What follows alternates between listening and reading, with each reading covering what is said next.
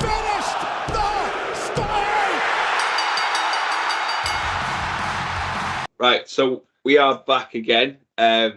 Just to let the fellas know, the wife is tapping her wrist because she's waiting for us to come on Fortnite. She needs a squad to get on Fortnite. Oh, yes, the fellas are playing Fortnite together at the moment, and the wife of mine is joining us, and she's sitting here waiting very impatiently for us to finish the pod. Patient or impatient? Impatiently. There's no patience there, mate. I'm getting tapped. She hasn't even got a watch, and she's tapping her watch. Keep seeing Punk in it. Doing enough. Stone Cold. What? But yes, we are back again after this weekend. We had Forbidden Door on Monday morning, whatever way you look at it. I am still very tired and fatigued. Fuck me. I was so happy. I had no chance I was at gym this morning. I literally when we were playing Fortnite last night. I text Phil and I'm like, it's not happening. I'm having a lie-in, bro. I'll see you on Thursday.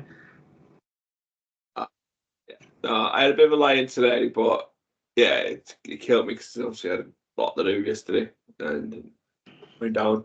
But I'm good. How are the other fellas? How are we doing? Doing all right, mate. Doing good.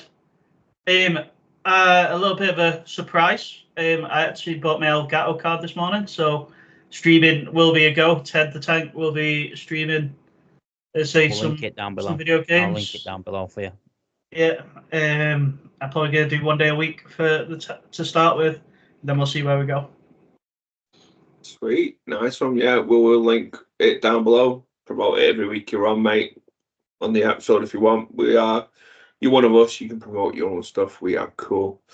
Well, you guys are going to be on as well because I'm probably going to be doing Fortnite and shit. So,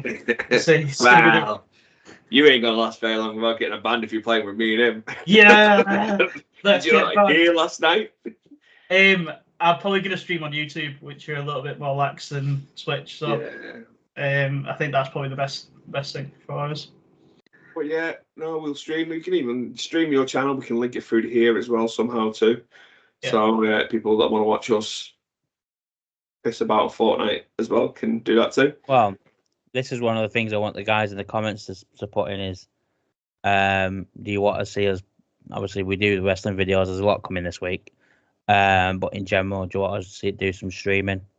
Whether it be 2K or I'm not playing Fight Forever, so unless you pay me. Or like I've got Elden Ring now and I'm going to start it. Do you want to see John play Fortnite? Let us know. Yeah, well, I'm a little, almost a step closer to be able to stream. We'll see how it goes when I get my time off. I'm building a bit of desk area for myself, so we'll see. And then I need the equipment as well, the Elgato more than anything. But Matt, how are you doing, mate? You all right? I'm fucking knackered, mate. I just can't do this. I've got to do 2 nights this weekend. This weekend won't be too bad. It's not going to be a nearly 6 o'clock finish. Yeah, the Sunday night, Monday morning one ain't going to be too bad. It's only 2 hours. It's NXT. Money in the Bank, we should be fine because it's got Money in the Bank will finish around about 4-ish. Yeah, it's exciting matches as well. We've got 2 ladder matches in there, so which are generally exciting matches. Yeah, we haven't got a Zack Sabre Jr. match, so we won't fall asleep in that. And some Japanese wrestlers I don't know, so I'll be good. I'll be good this weekend. Guys, you want to see what Matt's talking about? We did stream Forbidden Door.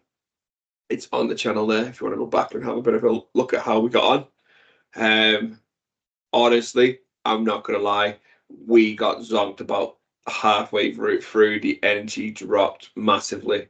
Max Mercedes Monet match. That's no dig. That was literally when it happened. It was the Mercedes Monet match. Yeah, picked up a bit when Britain came out. Obviously, spoiler. Yeah. Sorry. Not sorry. But yeah, we were absolutely zonked. The energy dropped quite a bit. Matt got crabby. Ted got vexed. I got sleepy.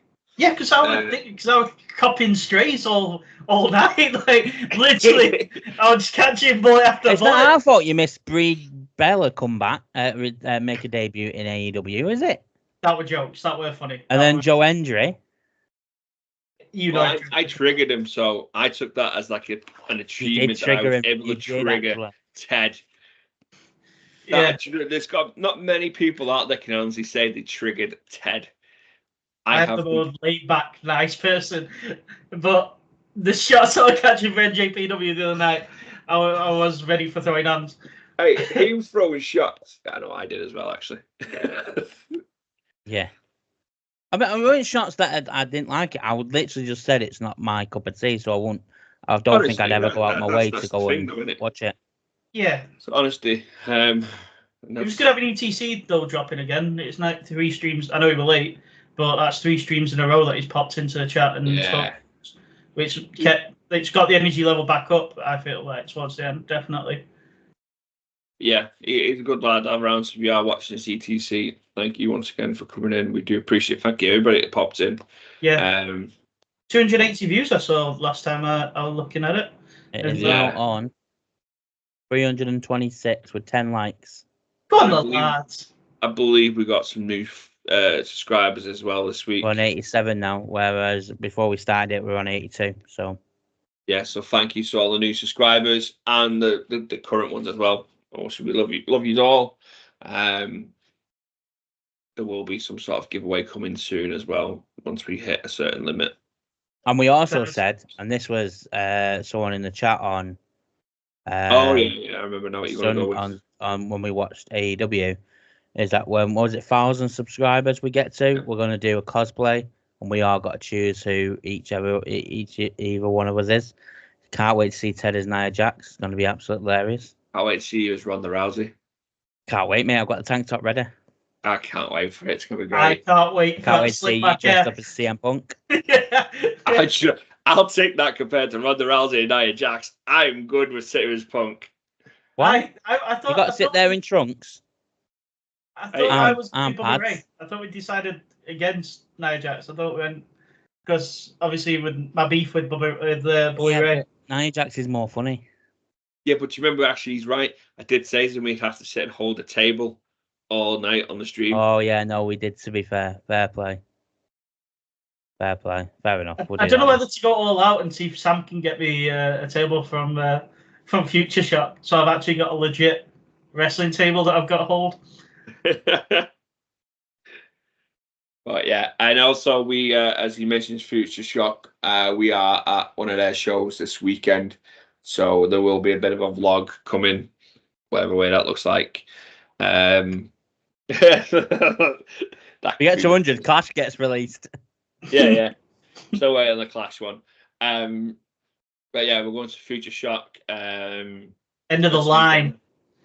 I think it's called the show. I think it does have a name. I think it has. It's not just a show, is it? It's like an actual event. I've seen the advertising because I've seen Ted's friend Sam Bailey's a wrestler. He's on the show. And you know what? With mentioning Future Shock, watch this space. Things may happen in the near future. No promises making yet, but just watch this space. So, fellas, before we jump into Forbidden Door, what shirt you wearing? I'll swap it around. Don't worry. Oh, don't swap around, Matt. Don't stress yourself. It's a slip of the mind. So we got a Yeet, the blue Yeet, the Ozzilla. I'm wearing my FTR t-shirt, my Living Legends. We were talking about Forbidden Door, so. But obviously. A new t-shirt came today. It's not WWE, but. Oh, hey. Got a Phil Combat one. Right, yeah. Put that aside. But if you like Matt and Ted's t-shirt, obviously, you know from the stuff above, we are affiliated with the EUROSHOP. So if you do fancy the shit they've done the collab with, because Matt's a bit bitter at the moment, and he needs to remember that. Go and get Roblox. It's such a better thing. Yeah, remember, Matt. We need this collab to stay going. Yeah, so you like their shirts? We'll have a link below for the EUROSHOP. If you do fancy, even just go on the browse, and just in case you are, please hit the link below. You still get all the same offers that are on the website. All that happens is we get a little small percentage of it back to us for bringing you there, and you purchase it. And then eventually, once that calculates a certain amount, we will then give it back to you guys in some sort of giveaway. There's a lot of new stuff coming out. frustrates me with the EUROSHOP is a lot of the new shirts go to America first, and then we whittle them across. But Money in Bank stuff's on there at the moment. The new CM Punk Lightning Fist thing on shirts are on there. There's a new Cody Rhodes baseball cap. The Yeet shirts are on there. Trying to think who else. There's a new Dirty Dom shirt. There's a new Drew McIntyre DM Hunk shirt. Jacob Fatu's new one's on there. Jacob Fatu's on there. Obviously, anybody you think of, they're on there. Plenty of Cody merch and stuff like that. And it's not just t-shirts. They do action figures, collectibles, trading cards, belts, anything that you think WWE that you want. It is on there. By the way, the first thing that comes up when you're on the website, know what we were discussing before this, the Yeet in the Bank. There's literally a picture of Jey Uso with the fucking Money in the Bank, with Yeet in the bank. He's not winning. That may as well just write him off as he's not winning that belt, that match at all. But no. Absolutely. We'll discuss that in the next video. We are doing a prediction video, but it'll be a separate video from this, so you'll have to look out for that. You want to see our predictions from Money in the Bank this weekend. We'll have a bit of a chat about it later on as well. DM Hunk t-shirts out. The what? The DM Hunk. I know. Is it on the UK store? Or is it still? Yeah. Only in kid sizes though. Well, 3XL, yeah. 3XL. Yes, is 3XL there. Yeah. Get it. That fits. Yeah. That fits your boy. I said to Ted the other day though, I might be doing an order from the American shop. Obviously, if you want in, you split the delivery. 'Cause no matter how many you order, it's the same packaging. So if there's anything on the American shop that's not hit the UK store yet, you know what I want. or if I'm doing it, I'd say I think I'm getting closer to doing it now because I really want to let us in, white 6 shirt, and now I do want a DM Punk shirt. I think that one, the Let Us In one's on the US store. Not my size, mate. Becky Lynch signed book they put on there. Oh, I started listening to that this week. You know. Oh yeah. It's very good. It's very interesting. I'm about 9 chapters in. Yeah. She's just spoiler alert. She's just got with Finn Balor. Well, spoiler alert, I've not read it yet. Yeah, I sort of knew that anyway. Yeah, I didn't. It's like, cause I thought, oh, they're just my friends, and then they're like, oh yeah, me and my boyfriend Fergal. I'm like, what? Like, it probably caught me off guard. But yeah, sorry. You didn't have that in your bingo card, and you start listening to that book, did you? No, I didn't. No, I didn't at all. It's really good, but it's really good. It's funny though because I'm listening to the audiobook, and do you remember when she accidentally bit her tongue when I think Rhea hit her with a chair? I think it might be Nia actually. One of the two hit her with a chair. She bit her tongue. Someone at Audible didn't decide to change her appointment as if her reading a book. So she's reading a book with a lisp because she's bit her tongue and she can't talk properly, which is quite hilarious to listen to her talking. So a very important question about this audiobook. Is she doing a natural Irish accent, or is she putting on a forced TV Irish accent for it? It's a normal accent. And people be like, what's he on about?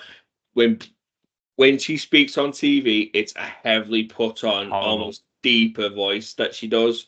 She actually has a very softer Irish accent. I picked up on it straight away because obviously I hear them every day. Being from there, but yeah, no, that's cool. Mox, if any of you haven't listened to it, Mox's book is a little excellent read. Listening to Mox talk about his book is brilliant. Yeah, it is. It sounds painful because he doesn't want to do it, but he has to do it. And there's a whole chapter about sandwiches and why they're the greatest invention ever. And I'm 100% on board with him. Sandwiches. Does it sound as awkward as the Stone Cold interview on Network? When he didn't want to do that. No, it's that one was like he really forced to do. This one, his whole book's written like he didn't want to write the book, but it was Renee talked him into like people wanted to know more about him, let them in. Yeah. So let them know.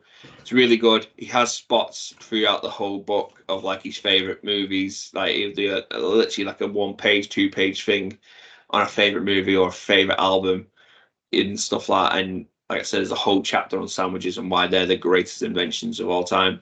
And I don't disagree with him. My favourite things about that book is the Cesaro's joke at the start of every chapter. You get the differences.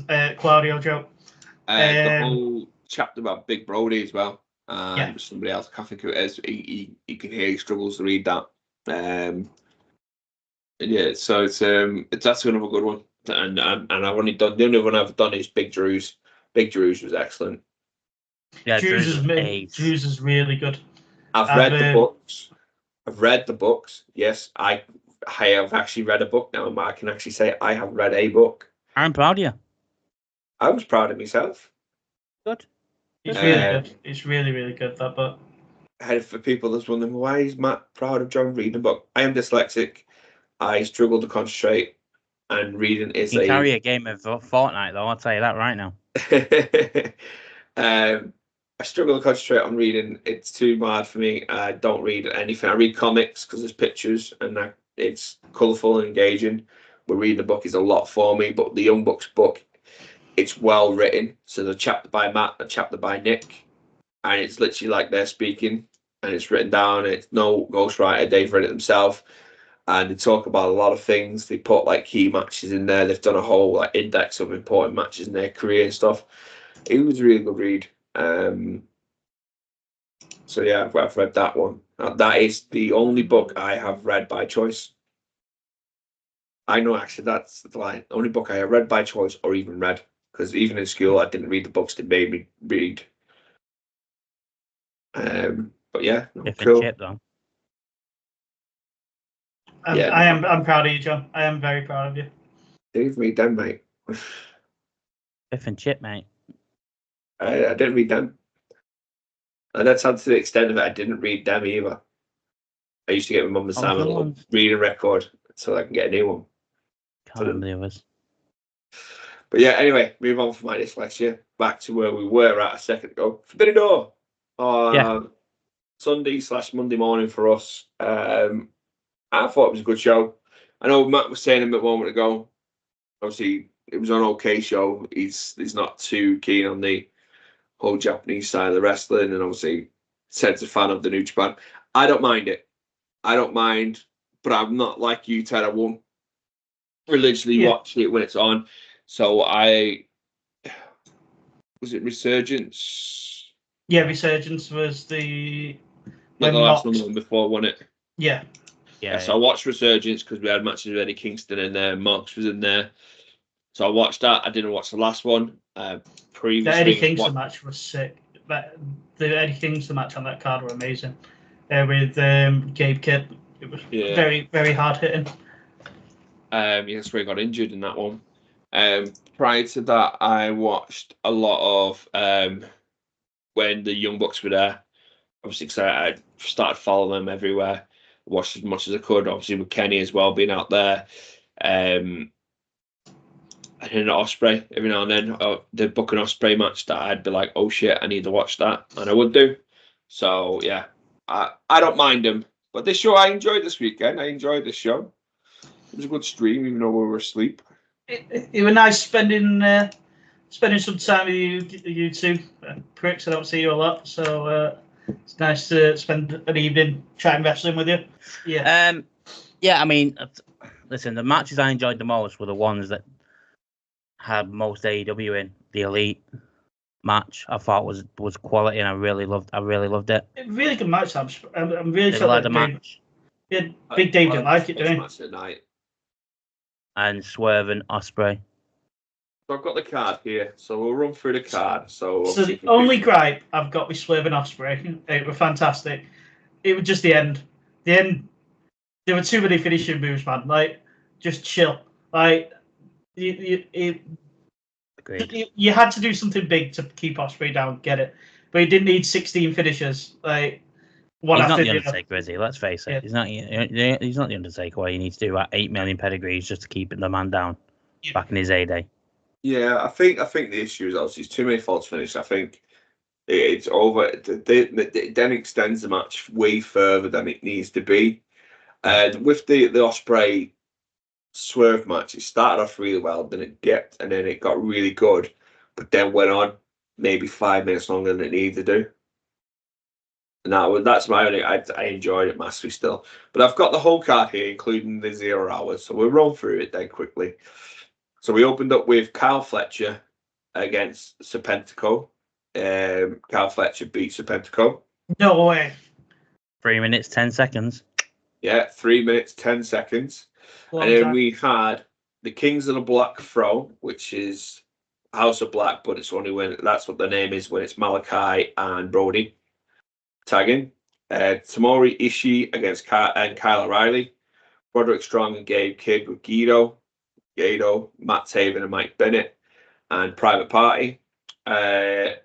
House of Black or the Kings of the Black Throne. They won 8 minutes 35. Yeah. There's Gato there. According to the wiki, yeah, Gato came out with them. So I don't remember anyone being ringside. Yeah. I remember Taven and Thingy being ringside, but I can't remember seeing Gato or. And the reason why I'm not going in great details with this is we had this on, we were watching it, we were chatting. I wasn't paying much attention because I was setting the stuff up for the stream, and obviously the fellas were doing whatever they were doing. Watching it. Yeah. We had the women's tag match, Willow Nightingale and Tam Kano, whatever. Kano, yeah. They defeated Chris Statlander and Momo Watanabe. Got 10 minutes 15. Don't worry, I'm going to be dropping back into the stream mode in a minute. They got 10 minutes 15, which is not too bad showing for the a female match in AEW. Yeah. Then this one's the first one. Yeah, this was the first match in the main card. We opened up the main event then with Mariah. No, it wasn't. No, these are still pre-show. Yeah, the next match for pre-show as well. Yeah. Sorry, forgive me. It's because I can see Tony Storm's name in it. Oh, okay. So Mariah May with Tony Storm and Luther defeated Saraya with Harley Cameron for biggest shock of the night. Yeah. I'm very surprised. I was legit surprised because I thought that Saraya had won it out, to get the match. We all had Saraya, didn't we? Yeah, I thought Saraya was going to win it, just run it back at All In. Yeah. And have a big fanfare again, win and then lose the week after. In the women's Owen Hart Cup tournament first round, 8 minutes 30. Now I remember watching this one. This was a good match because I think I'd finished what I needed to do by this point. So we had the Lucha Bros, Penta and Ray Phoenix and Mystico with Alex Barrentes. Do you want me to just go on, Matthew? You did proud. You can say this one. No. I'll let Ted do it. Go on, Ted. Los Ingobernables de Japón. You said it wrong. De Japón. De Japón. So, which had Takahashi, sorry. Mm-hmm. Titan. Yep. And Yota Tsuji. Suji. It's getting pissy because I'm getting them wrong. It's fine. I don't mind. So, to be honest, right, I just want to give John a shout out here because when we were chatting about this before the show before everything started, John actually knew that Naito joined LIJ with Rush right at the start, and that's how Rush was one of the founding members. And I told you how I knew that little nugget of fact because I watched Dynamite this week, and they were on there, and they mentioned like, "Oh, I didn't know that." So Lucha Bros and Mystico beat LIJ. 12 minutes. Good match. And here is the first. I forgot this was the first match. They opened up with everybody's favourite scumbag, our scumbag, MJF versus Ted. Oh shit! Hechicero. Yeah, Hechicero. Yeah, Hechicero. 9 minutes 50. I forgot his name. I legit went blank. Then I was like, "Who did MJF fight?" He's a wizard. It was a decent match to open up with. Got the crowd into it. Crowd 100% behind MJF. They were in Long Island, so yeah. It was Tried to do a Cody and crowd surf. Yeah, he did a Crowley crowd surf. But yeah, he was literally their scumbag because it's home ground. Match 2 of the main card was the Elite. So Matthew, Nicholas Jackson, Okada taking on the Acclaimed, Bowens and Caster, and Tanahashi. Yep. This made me really like Okada more, this match. 13 minutes. They got the Elite beat them. Great match. Really good. Match great of the night. show. Oh, well, second match of the night for me. Yeah, absolutely.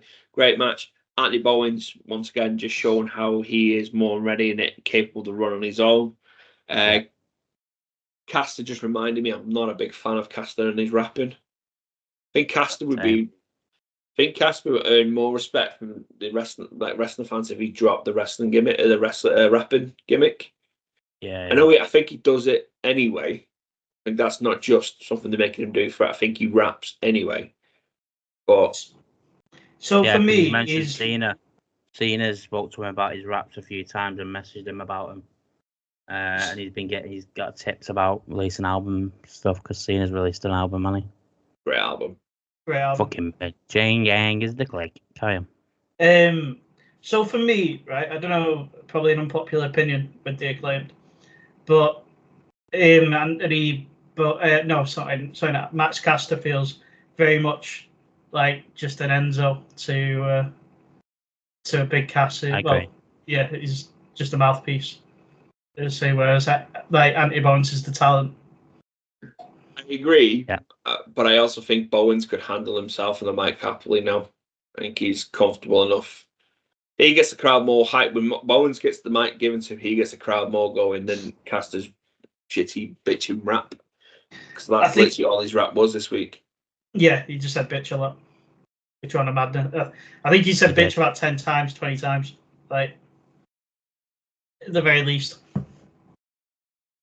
Then we would followed that with Bryan Danielson and Shingo Takagi. I'll leave this one to you lads because I missed about 3/4 of this match. So I'll you did. Brie Bella debuted. Joe NG came out in the crowd. And Uncle Howdy we also saw in the shadows as well. It was okay. I was expecting this to be like, because Brian's in it and Japanese wrestler and everyone's telling me how good he is. I was expecting it to be a lot better than it was, but they were playing on Brian being hurt.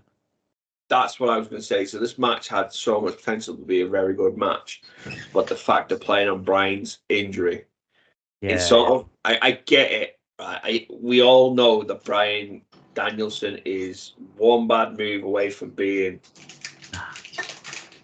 done, potential paralyzed because it's all on his neck. But every wrestler is one bad move away from that. I know he's a little bit closer. I know he's made a comeback and everything. Absolutely buzzing that he's been able to come out and probably finish in his way. But I don't need the whole fake injury and then he wins while holding his neck all night. We know. We don't need to remind him, man. Like, he's taped up every match now, trying to keep things in place. We get it. We understand that. The thing is if he genuinely gets badly hurt one match, all we're going to think of, here's the work for the finish. Story. Yeah. They got 20 minutes. It was the men's Owen Hart Cup tournament first round match. It feel like it went on a while though. At one point. Yeah. I think if they didn't play on the neck thing so much, the match would have flowed so much better because they were doing the whole just wait a minute while we check on him kind of thing. It was just ruined it for me. Count, I think he got right at the beginning and stuff like that. I say I know it's storyline and all the whole thing that he's it's his last year in wrestling, but no. But it has set up for a very interesting match on Dynamite this week. Pac versus Daniel Bryan. Yes. Or Bryan Danielson. Yeah. I think I'll be watching Dynamite this week. Yeah, I think a lot of people are watching Dynamite because of somebody we're going to be talking about later on potentially turning up. Yeah, Dijak, Monsoon and Mace. He was there. He was backstage. Yeah. He was. Dijak, I won't be upset about coming. The other two they've signed. Fucking why. I thought they'd go to TNA. I thought they'd go to TNA. Mason Mons. Yeah, they should do. That's what TNA. Or MLW. They don't belong. No, fuck. Someone get Forbidden Door. Yeah, Forbidden Door. We'll talk about that after Forbidden Door. So then we had the women's AEW World Championship match. We had Timeless Tony Storm with Luther defeat Mina Ted. Shirakawa. Thank you. It was an 11-minute 40-second match. Tony Storm obviously retained. And then there was quite... Well, it was a freeway. There was a moment at the end of the match when Matt really put Matt up for 5 minutes. I woke up by that point. With the three compartments shared a nice little kiss. ECC would have liked that one as well. I'm telling you that right now. He would have been in the chat liking that. I would have liked to see his comments about that. But yeah, that match, it was okay. It weren't fabulous. It wasn't crap. I thought you were better than... Actually, no, I'm not gonna. No, because I'm gonna massively disagree with you. What you were about to say, don't you? I'll disagree with you. Neither. Yeah, because Stephanie and Vaquero were really good. So then the next match, me and Matt went for a nap on. I got my pillow and everything. You did get your pillow out, yeah. Zack Sabre Jr. Defeated Orange Cassidy by submission, shock, in a singles match. What happened, 16, 20, 16 bastarded minutes that Zack Sabre got. That's 16 minutes. In that match, we also spoke about how long Orange can carry on doing the thing that he's doing now. And how long we just don't think it's going to be long. I think he needs to join the Elite and come out as a proper name, like his proper name. And they've got Jack Perry doing that though. Yeah, I get what the other night when you said it. It's a decent idea, but I think the Elite are at capacity now for male talent. If anything, it'll be a female coming in. Money, probably. I asked the question, obviously, how long until it gets stale? I personally see it's getting stale. If not, it is stale. But what can Orange Cassidy do now to reinvent this? He can't go away and come back and do something different because that's how his whole gimmick he's got over. Slowly drop it. The kids love Orange though. That's it. It's the John Cena. Yeah. Fruity Pebbles, John Cena. I've not seen that outside, so you guys know more than that. Seeing what the kids are reacting with it, so I don't know. Yeah, they cosplay. There's always at least a handful of kids around ringside cosplaying with him and stuff like that. He is the like John Cena couldn't change the also the Fruity Pebbles, whatever he called it, the multiple colour shirts and stuff. There's nothing that the only thing they could do with Cassidy is make him full heel and him go to put his hands in his pockets and then doesn't do the sloth style kicks or anything like that. But then again, it's still Orange Cassidy in it, Ray-Ban wearing. Yeah, it's a tough one. I hope he can reinvent it or take it to the next level and make it interesting again. Because I do like Cassidy. It's just not me having ranting that I don't like him. I do like him. I'm a big fan of him. I'm a bit bored. Yes, I think he needs to do a bit of a reinvent. Then we had next a trios match, the Learning Tree, Chris Jericho, Big Bill, and Jeff Cobb with Brian Keith at ringside versus the trio I have happily named as the Big Hard Bastards. Thanks, guys. I love it, mate. He's so good. We had Samoa Joe, Hook, and Shibata defeat, obviously, the Learning Tree, the Big Hard Bastards. I can't wait for the merch to come out. I don't even want royalties, just mention our podcast on the show. That's a lie. If there's royalties available, I will happily take them in my bank. Money. Thank you. It was a good match. It did its job for them. It's shown how tough Hook, Joe, and Shibata are as a team together. Trios, could they go on and take the Bang Bang Club on? I'd love to see the Bang Bang Gang. Bang Bang Gang and take on the Big Hard Bastards and lose. Can we just not have Jay White lose for a while? Like, actually, it's been a while. I'm actually thinking about it. He has actually not lost in a bit. I get what you mean, but if you imagine if he drops them trio titles, he can actually go on a singles run, TNT with Jet Perry, and then start actually going up for the main title. Or you know what I mean? Tried that one. Jay White doesn't have the wrestle because they could put Juice Robinson in with the guns. And or Cardboard Jay. Cardboard Jay, yeah. But yeah, so Jay White doesn't actually have to lose. Jay White could be away, and Cardboard Jay's out, and they lose to them, and he comes back kicking off, and then they go on for a singles run. That got 30 minutes 25. Then it was the ladder match: Jack Perry, Takeshita, Mark Briscoe, Dante Martin, Lio Rush, and El Phantasmo for the vacant TNT Championship, with Jack Perry winning, who is now the new TNT champion. 16 minutes 55. Fucking excellent match.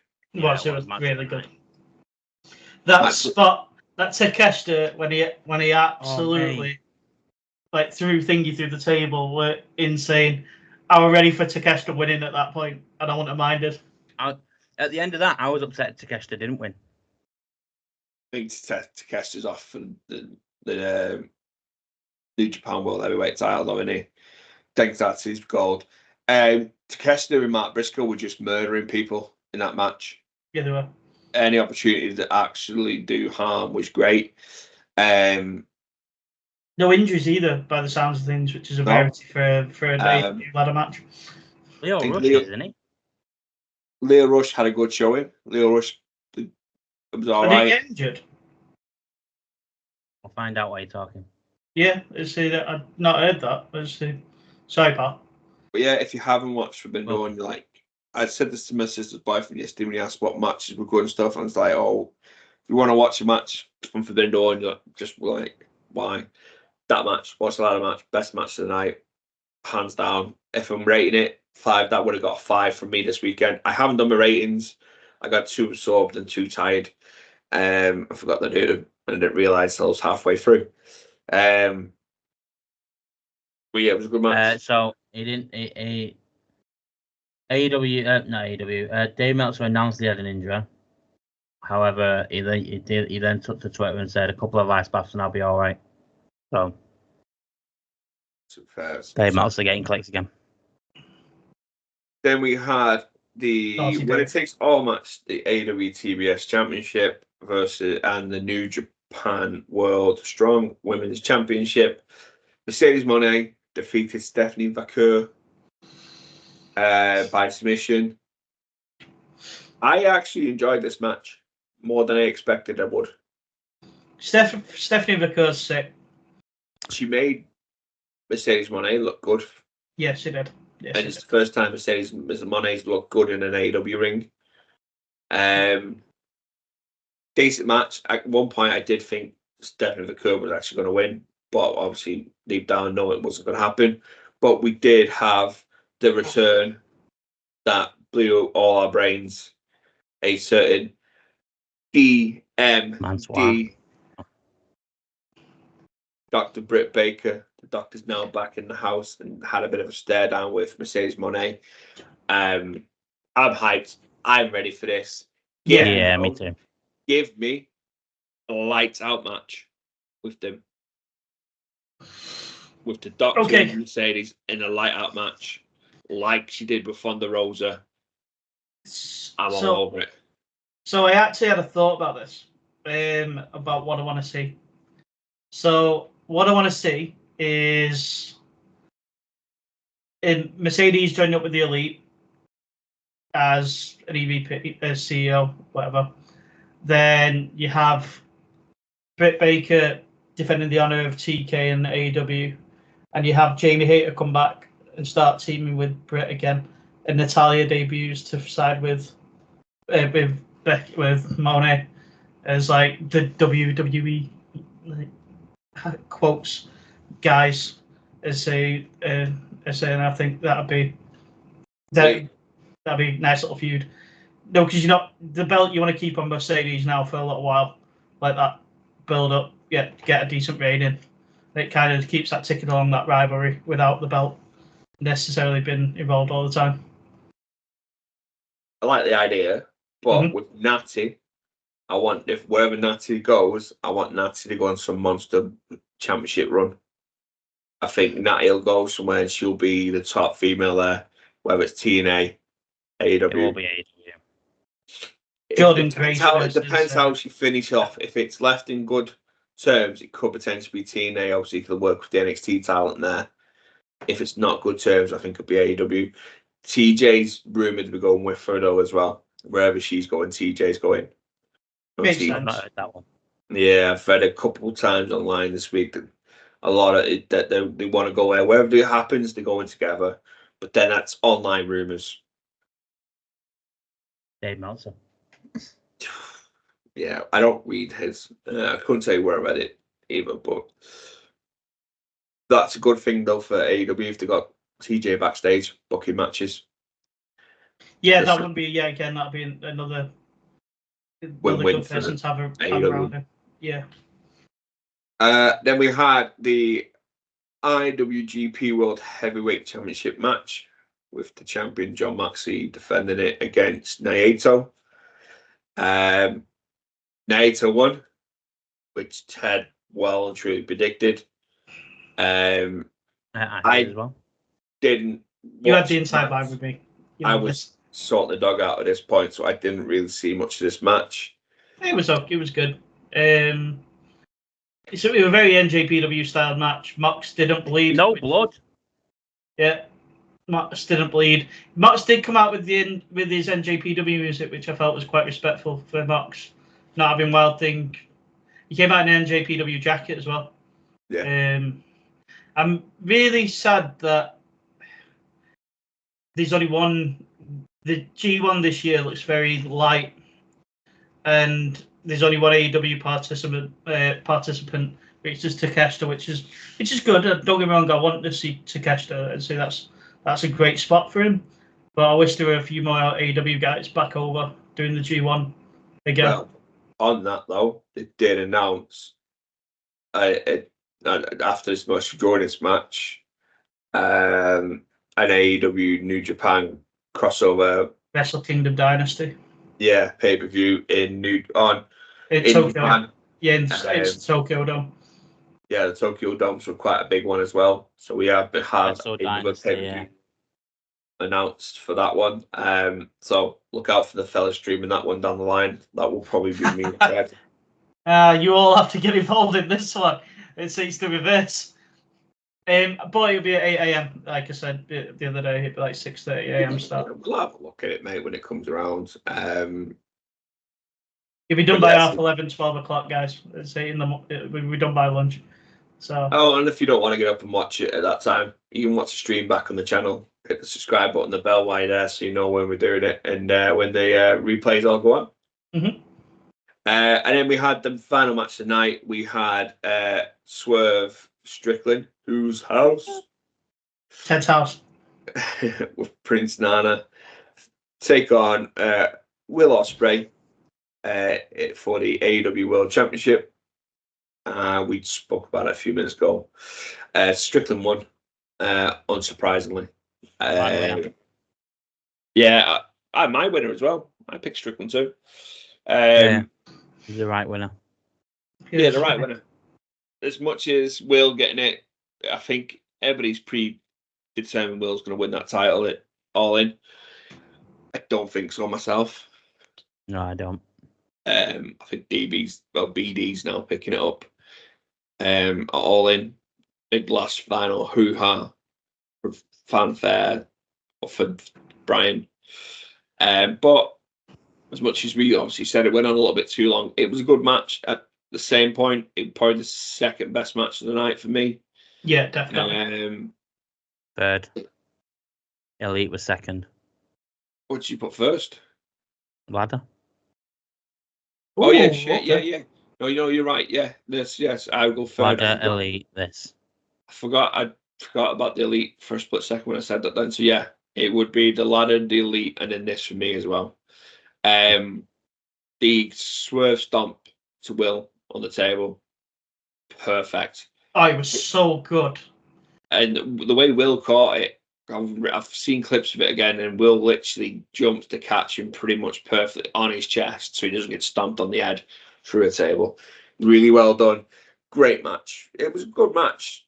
On too long, too many false finishes. Many false finishes. Well, I would love to see it run back. Let's see how long it ran for. Just closed it off as well. I think 25 minutes. 27 minutes, 5 seconds. 27 minutes, 5 seconds, yeah. So close. That's a little bit much. I would say 7 minutes too long. Yeah, it was. Oh, what was Cody and Roman? About 45 minutes. Yeah, they had quite a long segment for that match. But the difference between that match and the Will Ospreay and Swerve match was... It wasn't that long, you know. How long was it? 31 minutes. Oh, fucking hell. It's a couple minutes. It's only a few minutes more. The difference is a lot happened in that match. No, I know, but what... No, I know. I was just comparing the two. But I know what John's saying. He's not saying that's a bad thing. He's saying, but I feel there a lot more went on during the Roman and Cody match. No, I know what he's saying. Yeah. There was a lot more to engage you, a lot more to stop you from thinking, God, this is going on a bit long now. But no, overall, I'd say that out of 10, I'd give that pay-per-view a good solid 7.5. I'd probably give it 7.5. Just because the belt's back in NJPW, I'd give it 8. Feel like the false finishes were annoying. Steph Vaquer was one of the highlights. Yeah. Considering I didn't know who she was. I've never seen her wrestle before. Could care less. Sorry, Ted. I could care less about Zack Sabre Jr. Yeah, and the Orange Cassidy match. Could care less. Tony Storm, again, could care less. Freeway was nice at the end, though. It was just a weird story, that, as a whole. I know. I would have rather see MJF face somebody else, but... Yeah. I would have... Other than that. MJF I didn't care about Gabe Moxley and that Naito, wherever it was. I didn't really care. If they build it up properly, could have done MJF against Finlay. David Finlay would have been a good one as well. A bit of a decent match. MJF versus Kenta would have been great. Yeah, I think that's the problem that they do with this Forbidden Door anyway, in particular, is that you're absolutely right when you said it earlier on. They should be pulling these guys over, even not for the whole month, for maybe 2 weeks out of the month beforehand. Yeah. Get them in, get the fans to know who they are. You know, the part-time fans to know who they are. Build up some sort of promo with them. Part-time fan I am now. All right, mate. No, I mean of like New Japan. I'm joking. You know, because I don't. Yeah. I wouldn't say you're a bit part New Japan fan. I'm just winding you up. Yeah. Do some more promo work with it, and let's get the card details out early. I mean, I think that's a WWE thing as well, mate. Let's see, they need to start having 5 or 6 matches on a card, like weeks. If you looked at like how it used to be, like you used to know your card about 2 weeks into the month. Well, All In didn't get booked to the week before. Yeah. That annoyed me, like, because obviously I'm going down. I've paid, and saying this, obviously I'm hoping they'll start the build up for this. I've paid money to go down. I'd be really upset if I get down there and I'm going down to watch. I don't want to be. I'm not going to name names because I don't want to offend anybody, but like a mid-card match equivalent as the main event. I'm going to watch Daniel Bryan take on Strickland Swerve as the main event. I want to see the Elite take on. I don't know if I want to see the Elite take on now. MJF. Will Ospreay. Well, yeah, I want to Will Ospreay, MJF. Daniel match. Garcia. I'm not. See, that's it. I'm not bothered about an MJF Daniel Garcia match. Doesn't. Yeah, for me, that's a dynamite match for me. Yeah, that's a dynamite match. If I'm getting an MJ match, I want to see him take on Will Ospreay. If Will's not in the main title, that's who it should be. That could be a triple threat, you know. MJF, Daniel Garcia, Will Ospreay. Yeah, that's probably where they'll go with that now. That's probably where they're going to give. They're trying to. I think they're trying to build Daniel Garcia up now. But I'm okay with that. Triple threat, that's fine. Giving Daniel Garcia some TV time that he absolutely deserves in a pay-per-view. Absolutely cool with that. The Elite, give me House of Black, give me Blackpool Combat Club, something like that. Or that could be the way to split up the Blackpool Combat Club. They lose to the Elite and Cesaro turns, and that's how the group splits. Put Cesaro back in his suit and let him join the Elite. Yeah. Give me a Stampede match. You know, that sort of stuff. If I'm going to a pay-per-view, I want pay-per-view quality matches. I don't want Zack Sabre Jr. Orange Cassidy. Dynamite match. Yeah, exactly. And I would like to know. I don't want to be sitting on the bus going down there or a train going down going, don't know what the matches are yet. I'd like to know well in advance. Yeah, so you can get excited, man. Like, it's just daft. I need to know what T-shirt to pack. I can't take my FTR shirt down the way on the night if FTR are not wrestling. Exactly. Well, going from Forbidden Door, we might as well carry on with the AEW news. Well, that's what I say. Well, the Forbidden Door is technically still open, and there may be a few people popping through this week. Marseille Mansoir, can't wait to see them against the Elite on Dynamite. So obviously, there's a few people left WWE recently, recent months, and more recently, contracts coming to an end, releases, whatever, and obviously. Every wrestling fan's aware that Tony Khan loves anybody who's wrestled under the WWE moniker, no matter how good they are. You got a WWE tag against your name, Tony Khan will have you. Mansoir Mace.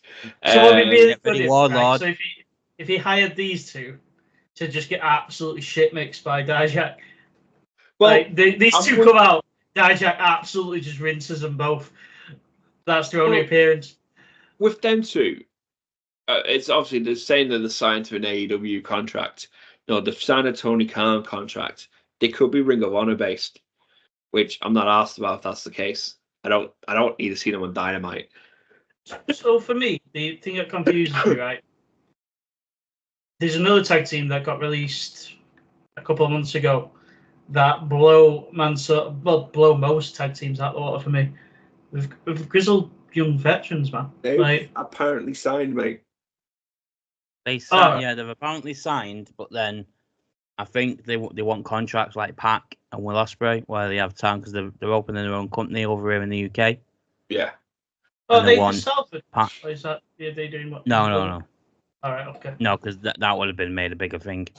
We've got a wrestling academy. I think it's called Fighting Spirit. I've seen some adverts on social media this week. I believe there's one in the UK and they're opening one up in America as well. There you go. And I believe Pete Dunne has something to do with it too. That's Forbidden Door. But yeah, Dave signed Mansoir and Mace. I didn't like them. Don't get it. The only thing I can think that Tony Khan is potentially thinking of doing with them is aligning them with Dalton Castle. That's the only time that gimmick's going to work. Oh, going to Saudi Arabia and having Mansoir wrestle. Well, that's why he was released, because the contract that he signed, he couldn't lose. He couldn't lose on TV. Tony Khan signed the same contract with him. So, for me, what the way to use Mansoir and Mace is you could have him tied with...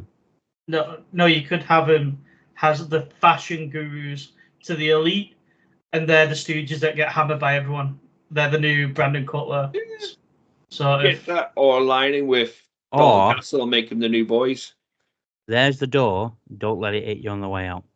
Yeah, go back. I prefer that one, but it looks like we haven't got that option, unfortunately. So just have Marseille, because Marseille is massive, and if you use him right and not a part of Retribution, you could use him. You could make use out of him. Learning tree. That wouldn't be the worst idea. You could use him for that, but they've signed him as a tag team, so Rampage it is. Why have you got a hammer? I haven't. It's Mike. Mike. I just seen the sound of that. You say something about Zack Sabre Jr. It looked like a rubber mallet. I was like, I need to know why he's got that, because if I'm trying not to trigger him. One more time with Zack Sabre Jr., mate. It's all I see was the top of it. I was just like, two apparently have signed. Dijak was backstage. Now I won't be upset with Dijak. I am a fan of Dijak. Yeah. Work with Keith Lee was amazing. And his social media even games stuff in NXT before he left. Yeah. That I'm triple threat Keith match Lee. with over Femi and Wesley was mint. Give me Keith Lee Put him and versus Keith Lee Dijak. back together in a tag team. Put Keith back on TV. It'll work. But Where is I think Keith Lee? I think he's dealing with personal issues again, isn't he? And nothing's been obviously advertised on that at all, but I think that's what's going on. And obviously, we still find out if Natty's re-signing or not is another thing. But they did announce. McMahon Fuck, I'm has been seen talking to Mercedes Money about wanting to come into him, into he doesn't take after his dad.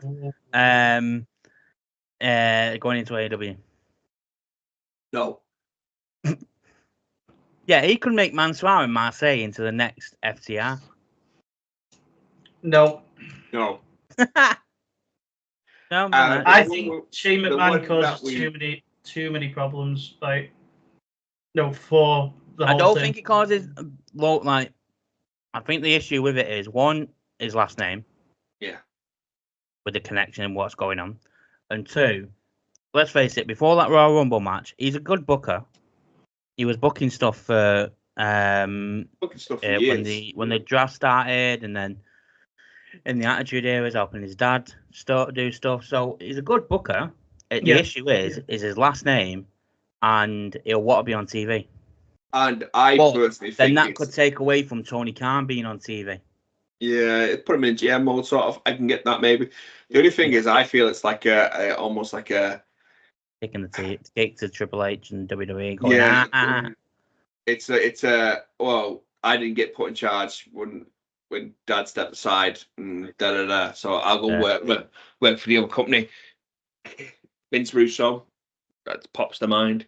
Yeah. Eric Bischoff pops to mind. Yeah, he'll want some part done with creative, won't he? So yeah, and it almost feels like the doomsday clock for AEW will start ticking if he walks in that door. Oh, 1,000,000,000%. Like that takes people off and people won't go to WWE. Signing ex-WWE guys is one thing, but signing the son of the ex-WWE owner, everything going on against him at the moment, is a totally different thing. That there is literally like you sign your death warrant.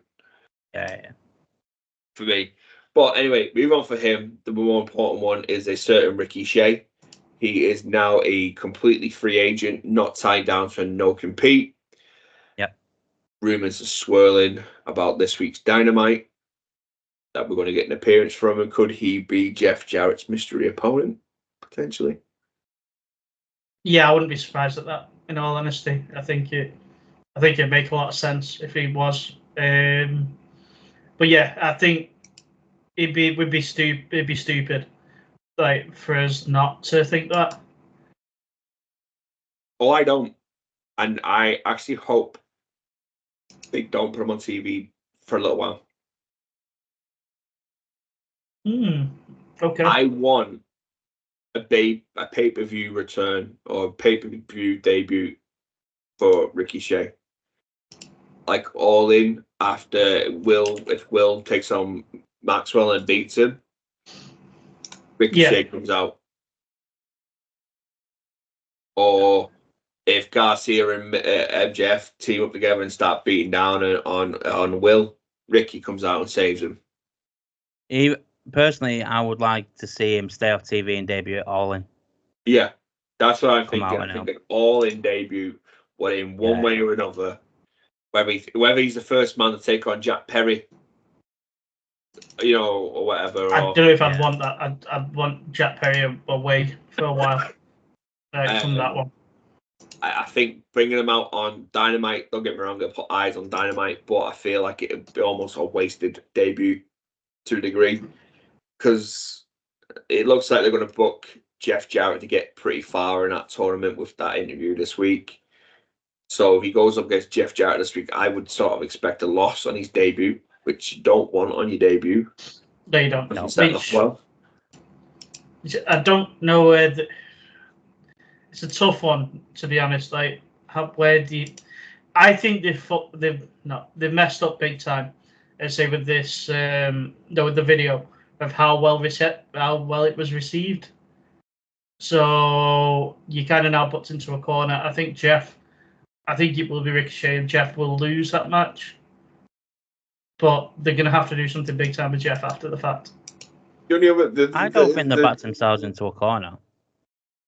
I think it was just one of those candid moments. We know how much Jeff and Owen were close back then. So we'll give Jarrett the time he needs to put that over and put over the fact that how great Owen is, and we know how good Owen was, one as a person and as a wrestler, better than his brother. No, people can come up with the other one. So I don't think the backed themselves into the corner. If Jeff loses. It's no. The thing, and I've got the reason it's popped into my mind, and why I've got AEW playing on TV now, no pay per view.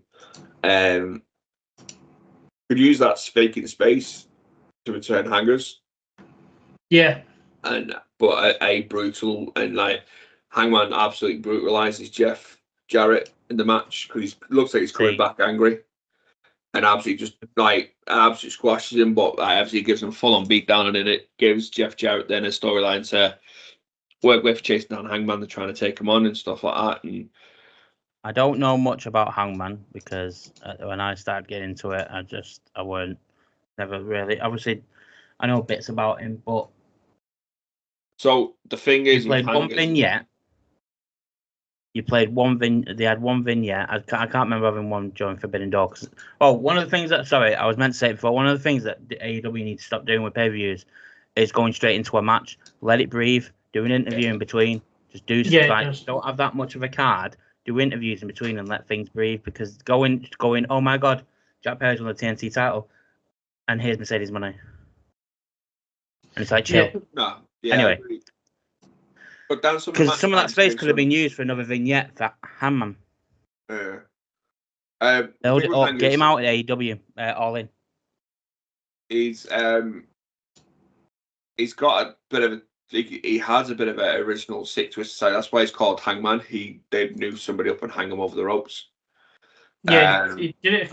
Did he do it against Swerve? Or am I making that up? No, I think he did it. I think it was back in ROH days. He did it against Swerve. Did he do it against Swerve? Yeah, in the Texas Death Match. Yeah. I couldn't remember if he did. Yeah, he did it against. So we could see a lot darker, a lot more grittier hangers coming back. But you're right there, Matt. It's only been one vignette. If you want to build up a return on hangers, there's going to be more. Could be something daft like Leo Rush potentially taking him on it. I just don't think Ricochet coming out on Dynamite is the best time. But I don't see it. I don't, but we know who is. And we know as soon as he gets his hands on a WWE guy, they are debuting that week on Dynamite. Yeah. Unfortunately, yeah. And then the other question is are we getting Ricochet or are we getting Prince Puma? I think we'll get Ricochet. Whether we can use the Ricochet name, that's the issue.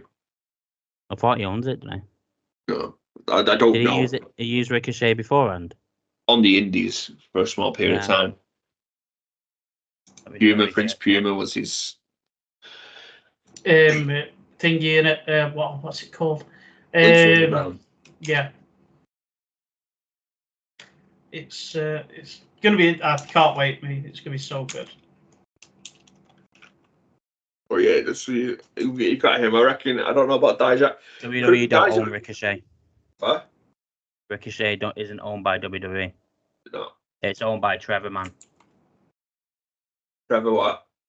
Trevor Mann, that's his name. Yeah, so it's owned by. So he could come as Ricochet then. Could be Dijak. Yeah, Dijak doesn't need a big, massive thing. He's all over the internet at the moment. He's all over Twitter. Ricochet's gone quiet because obviously at the time it was all you've just been took up by Bron Breakker kind of thing. Yeah. And you need to build Ricochet back up. Dijak's at that spot now where you debut him. He makes an impact straight away by beating Jeff Jarrett on Dynamite in your debut in the Owen Hart tournament. It's better doing it that way than putting Ricochet there. Yeah.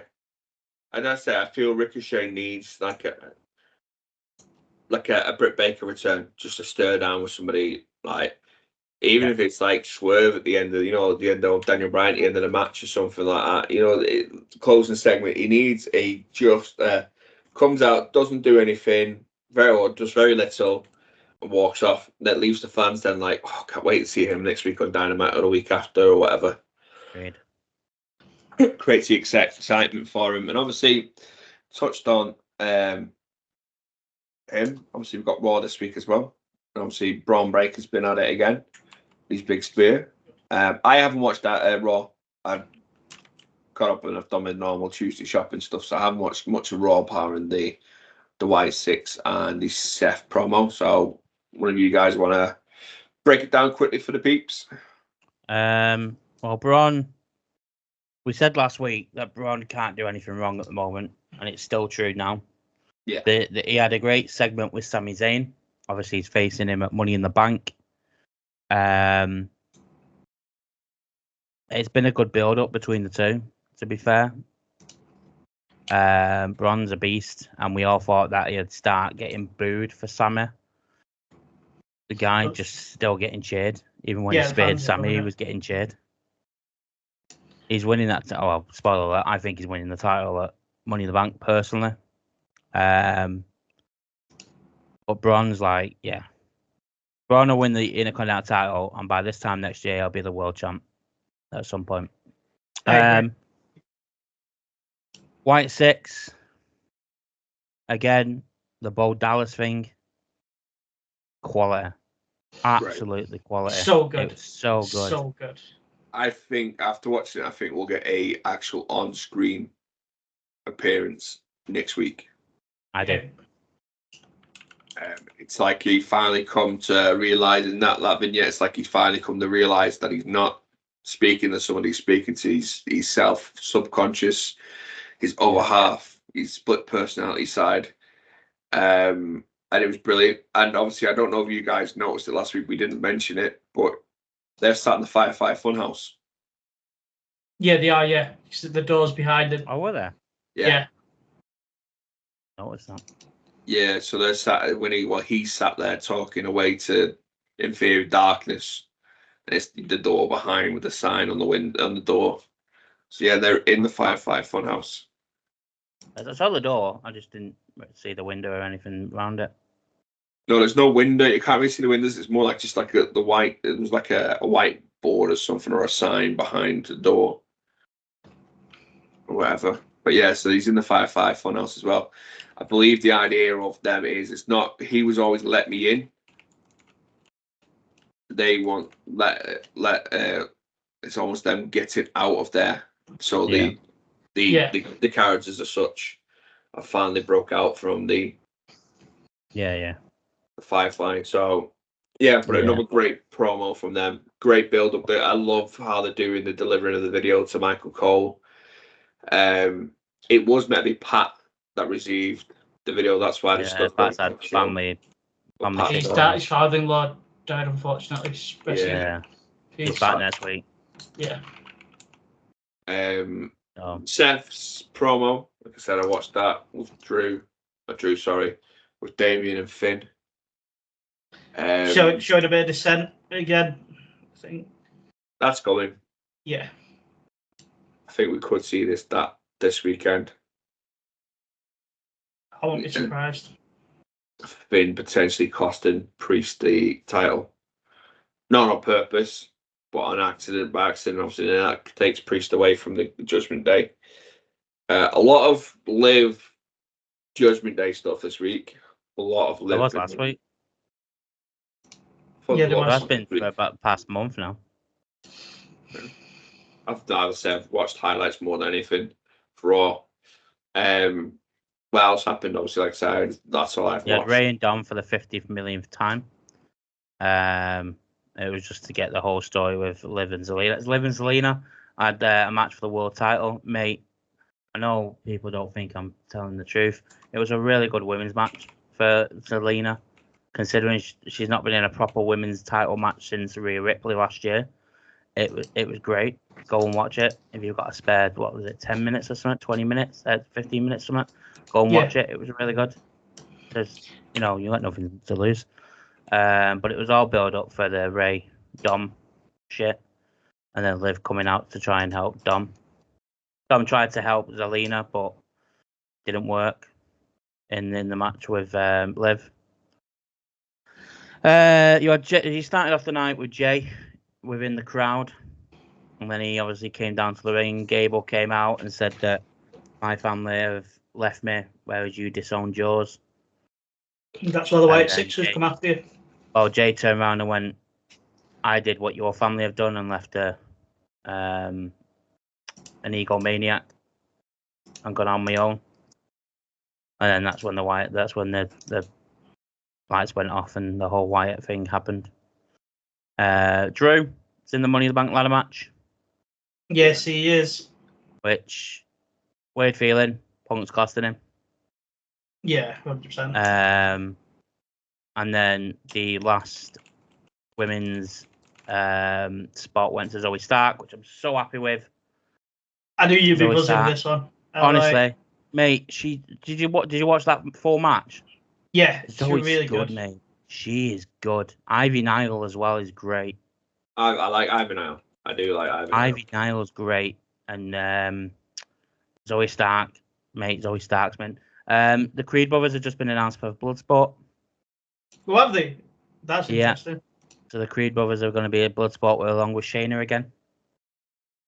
And they're using some AEW talent, apparently, from what I've read.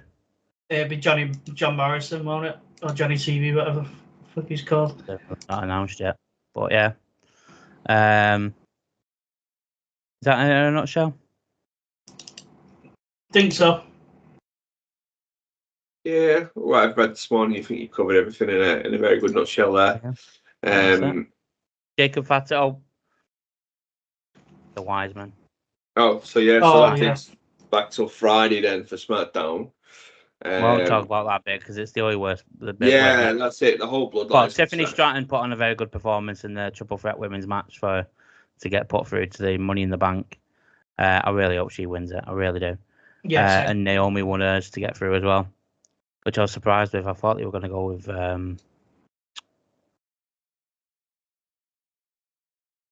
no, we had gone where it was. It's a bit, mate. I had AEW after that. Fuck me. Yeah. And then we had the ceremony at the end all night. Solo's been telling Paul Jacob's not here. He's not here. We started off with a big brawl between Cody, Kev, Randy Orton, and the Bloodline. And then once it was all split up, Cody was in the ring saying I should be defending my championship here in Madison Square Garden. And Orton looked at him was like, which I thought was planting the seeds. Like it, can't wait. And then they left the building, and then they had the big ceremony at the end. Everyone acknowledging apparently a tribal chief that has won fuck all. It's not the real tribal chief by any means necessary. And then asked Paul to acknowledge him, and it was a big build-up. And Paul went, "I don't acknowledge you as my tribal chief," and then he got murdered. Yeah, he did. Literally got murdered for a 58-year-old, not thin guy. He's took that story because he looks like he hadn't slept for weeks. He's got his beard growing. He looks knackered. He's took that story. He's like, yeah, I'm going to make this I can't sleep because I'm missing Roman Reigns. Yeah, did he look haggard? Put through a table. Fair play to him. Fair play. But that wipes him off now for a bit. And we've always said until they lay hands on Paul, Roman won't return. Now they've laid hands on Paul. I think I have a little theory with it. I said, well, originally I said Jay was going to win the Money in the Bank ladder match. And then, because Paul's not going to be on SmackDown now. Paul's not going to be on SmackDown now. In a few weeks' time, Jay's going to start getting calls. Obviously, you're not going to see his phone, so you don't know who it is. But Jay's going to get calls, and he's like, who's ringing me? And then he answers it, like, in the background, when they do things in the background, and you can see him doing whatever. Or he's in the middle of an interview, and his phone goes off, and he says, I've got to take this. That stuff like that will start to happen. This is what I personally think will happen. Jimmy will return to try and take out whoever he can, but it doesn't work. The beatdown will start at one point. I'm guessing after SummerSlam, because apparently it's pending that it's going to be Cody and Solo. Which I can't think of anything worse. You've Paul got Heyman Randy comes Orton out there. eventually and goes, "Ladies and gentlemen, my name is Paul Heyman," blah, blah, blah. And then announces that he's brought back Jimmy. Then Jay. Whoever the fourth one is, Sammy, just for an example, because don't know what Sammy's going to do after the Braun Breaker thing. And then Roman. And I'd like to return War Games. my Games. I think he'll introduce me and I'd like to reintroduce the real Tribal Chief. Yeah. But the whole Jey Uso with the calls thing, I think we'll start seeing that on Raw. You won't know who it is. Obviously, I think at first he'll start looking at it and go, "No, I'm not." And he'll put it yeah. But they'll just keep more and more persistent throughout the night. I think we'll see a little bit more Jay on TV if they're going to do that. At first, not, and then interviews say his phone will go, "Oh God," and he'll start, and then what gets to a point where he's on an interview and go, "I'm going to answer this." What? Oh, and then he goes, "Sorry," and walk away. That's all we'll get. I think you could potentially see him something at the end of SummerSlam. Roman come back and Costinzilla. Yeah, sort of reminding him he made him, stuff like that. I don't know. Let's say I wouldn't do it at SummerSlam. Still, I still wait out. I'd give this bloodline a couple of 3 months to build themselves up, because they're relatively new. Bar Solo, they're all relatively new to WWE TV. Yeah.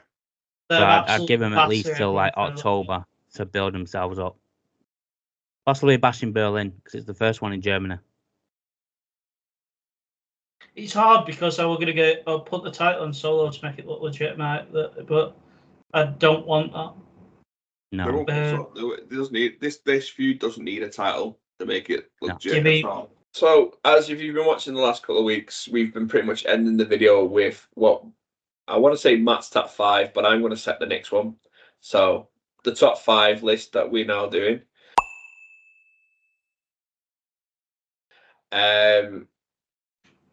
And yes, so Matt has asked me and Ted, and obviously he's got to do it himself, to think of our top 5 Money in the Bank winners, and we will be doing it from 5 to 1. So obviously our fifth least favourites all the way up to our favourite one. Matt, this is your idea. You can go first. Oh, I'm going first, am I? Okay. So at number 5, I have Daniel Bryan. Okay. Pinning, eventually winning the world title, pinning Big Show. Kane is number 4, because I said this with the video that's coming out on Friday. Tier list. I was well tough when Kane won it, because it was the second time he's won a world championship. 3, Edge. His first ever one. All the emotion of him winning it and then unfortunately losing it 2 weeks later. Number 2, Dolph Ziggler, cashing in on Mr. I Beat Women Up. And number 1, Seth Rollins at WrestleMania. Heist of the century. Yeah, I would. So on the tier list, which this will come out before that, I did put it. I wanted Edge first, but when I actually looked at it and sat on it, I was like, nah, Seth running out of WrestleMania and not expecting it was just mint. Yeah, especially after that match for Orton early in the night, because that match was phenomenal. It's one of them matches I go back and watch quite often. The RKO, the best RKO ever. I wish JBL didn't do commentary at the time though, or Jerry Lawler. I'll go next.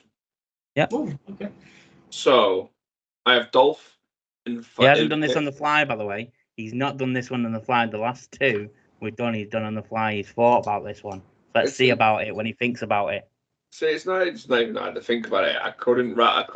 So if I can do him off the fly and name 5 off the fly, I'll do them off the fly.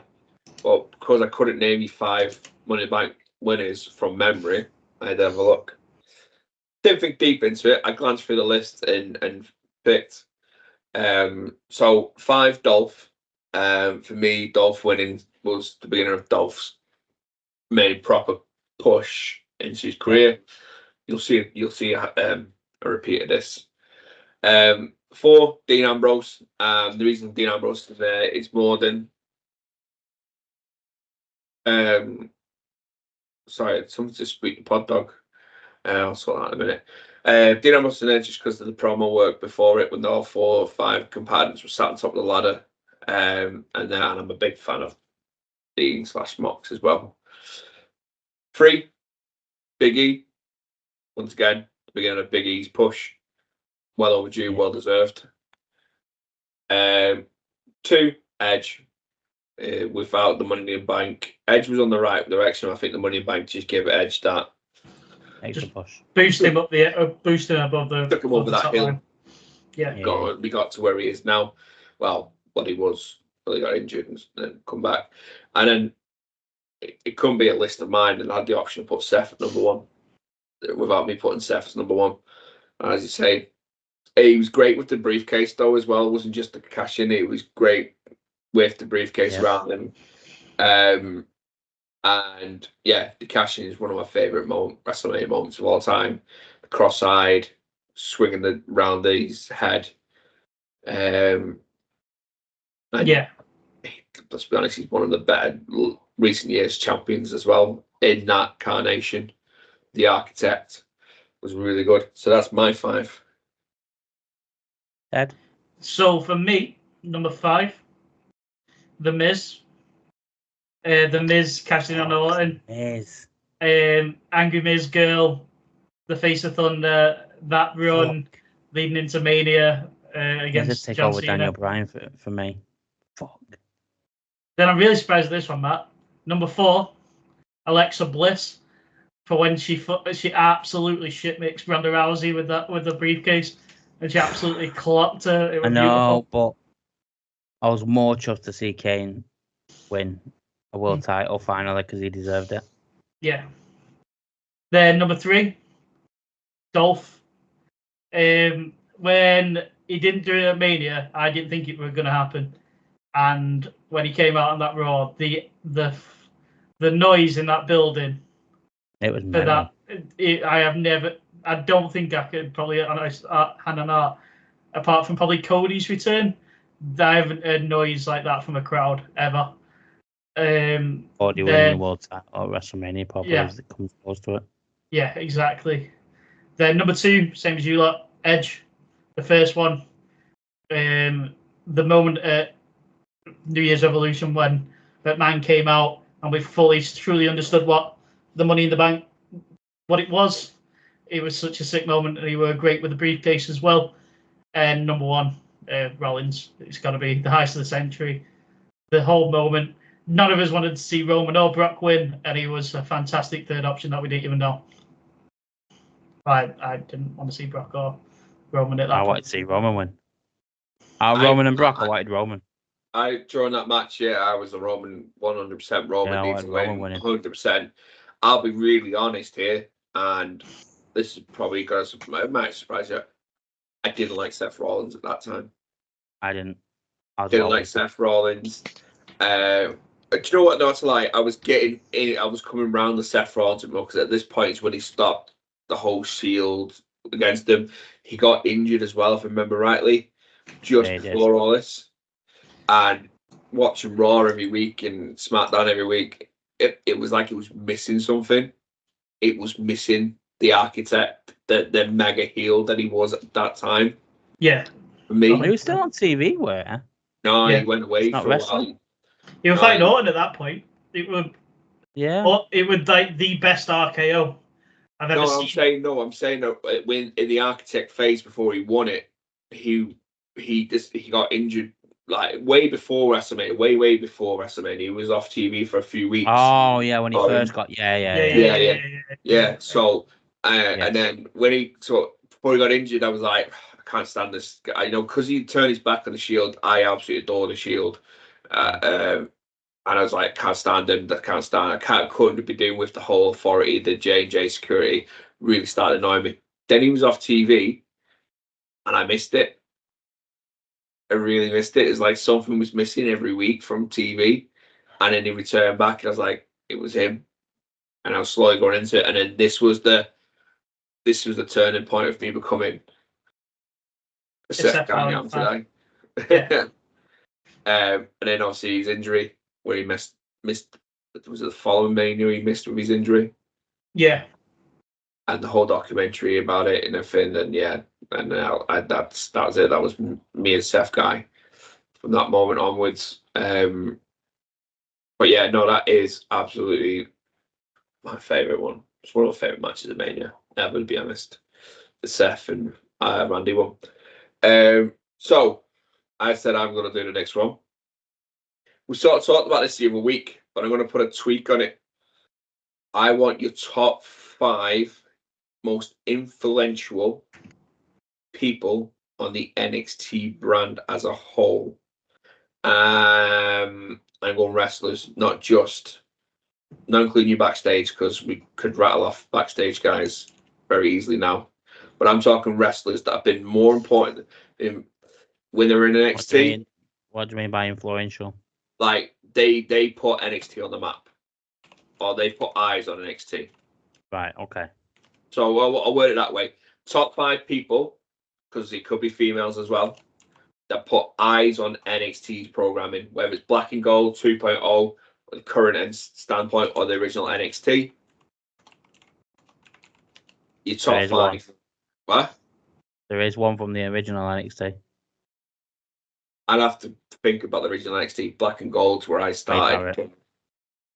Wade Barrett. I'm afraid you got some bad news. If it has NXT in its name, you can include whoever you want.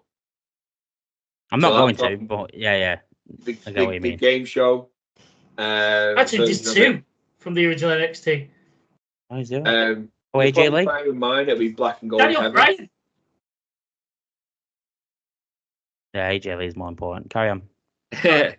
You'll probably find mine's going to be Black and Gold brand, very heavy, because that's my NXT. I'll probably do it over the thing. Yeah.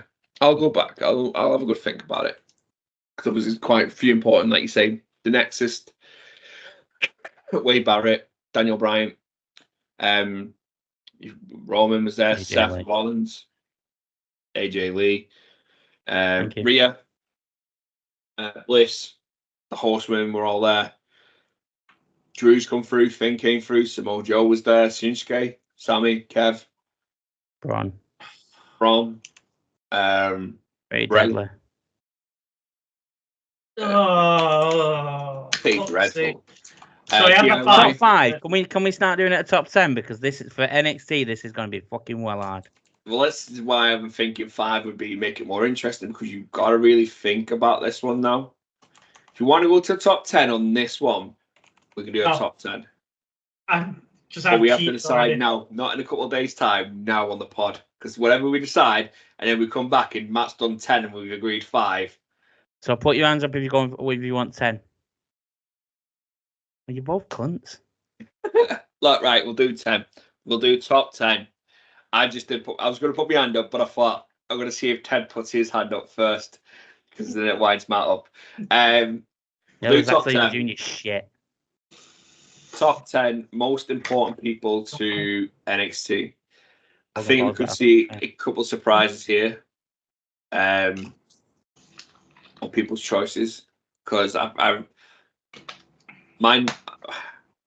I'm still going to. We got to do the wrestler, then the reason why we chose that wrestler. Yeah.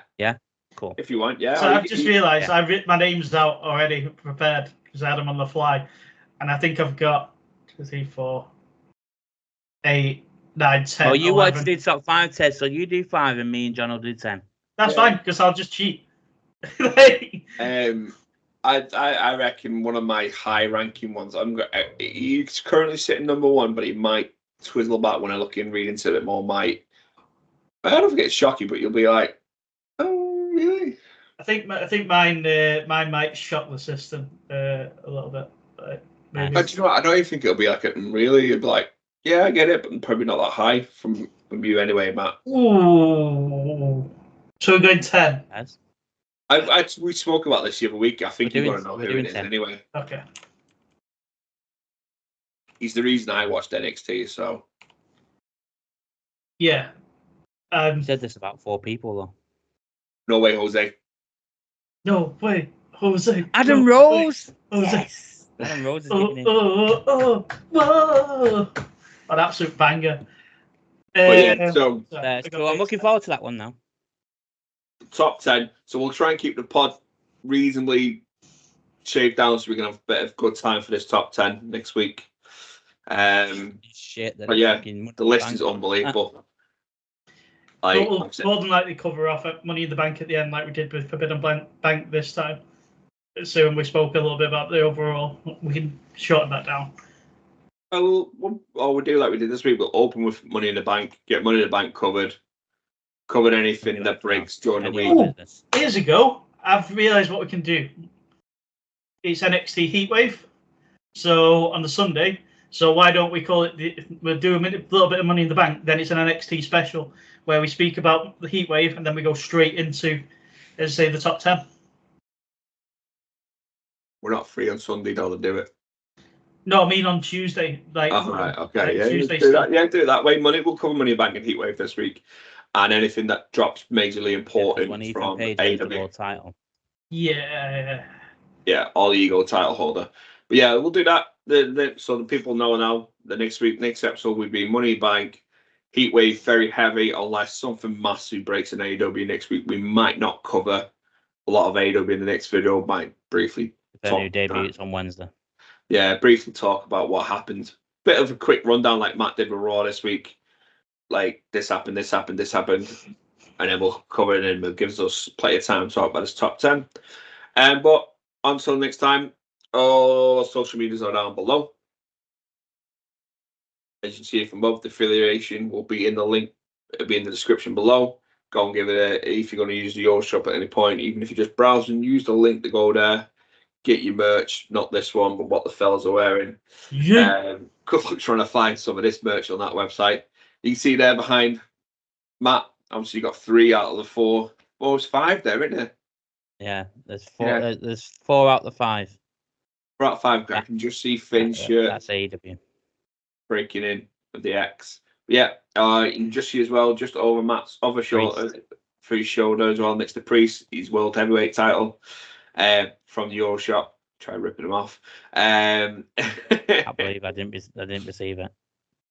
Hopefully I'll have some more of my stuff on show soon because, as I mentioned earlier on, I am going to be trying to build a bit of a work space for me, and I don't know how to work it because the way it's going to be set out, everything's going to be in front of me instead of behind me, but I can give you a bit of a tour of it one day maybe.